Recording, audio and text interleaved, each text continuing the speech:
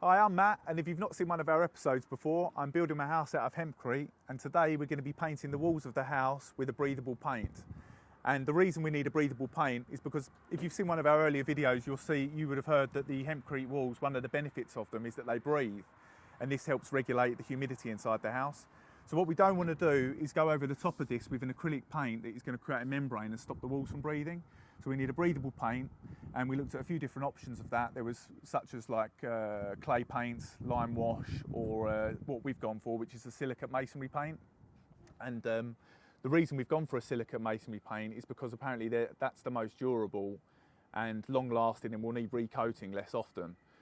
There was a few brands to choose from and we had a look around, but the one we liked the most because they had the best reviews and they had a great colour chart to choose from, unlike some of the others, was Earthborn paints.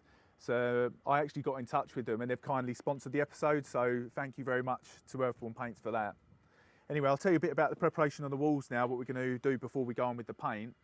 And to do that I have to give you a bit of an admission that the rendering wasn't as top quality as I would have liked, and I had to do a bit of filling around where there was a few imperfections around.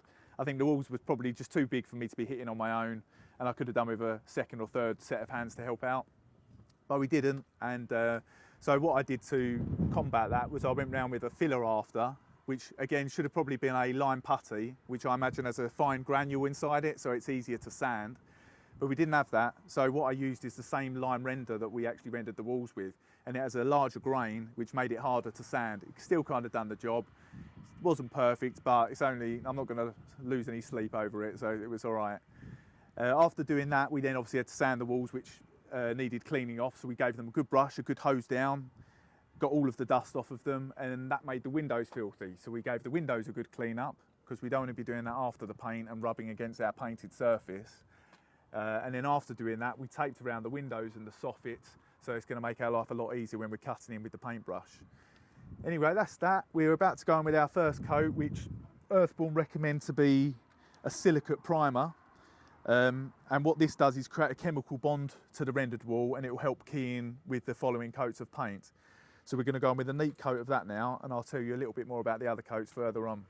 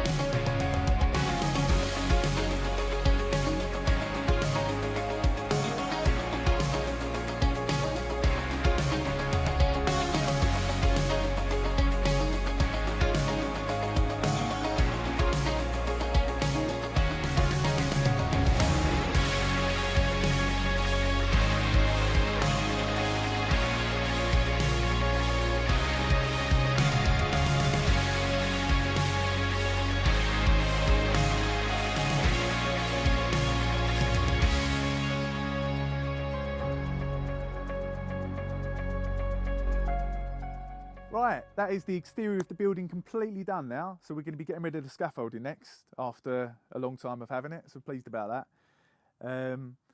As you've just seen, we went round and we put a final coat of paint on the walls everywhere. And after that, we then went on and we cleaned the windows up, we cleaned the soffits up, and we took away the masking tape that we'd put around for cutting in.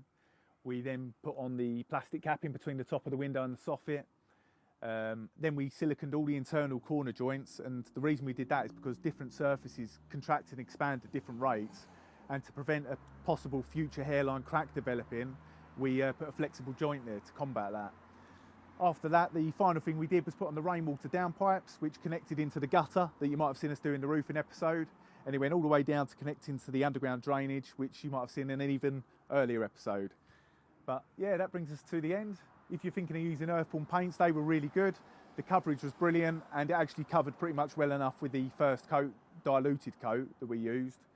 There was no smell to it. If anything, it actually smelled a little bit like marzipan, which was funny because when we were burning the hempcrete in the back garden, that actually smelled like cookies. We're going to be going inside in a few weeks to start all the internals, but before then we've got an AMA episode coming out and a big reveal. But that's it for now. We'll catch you on the next one.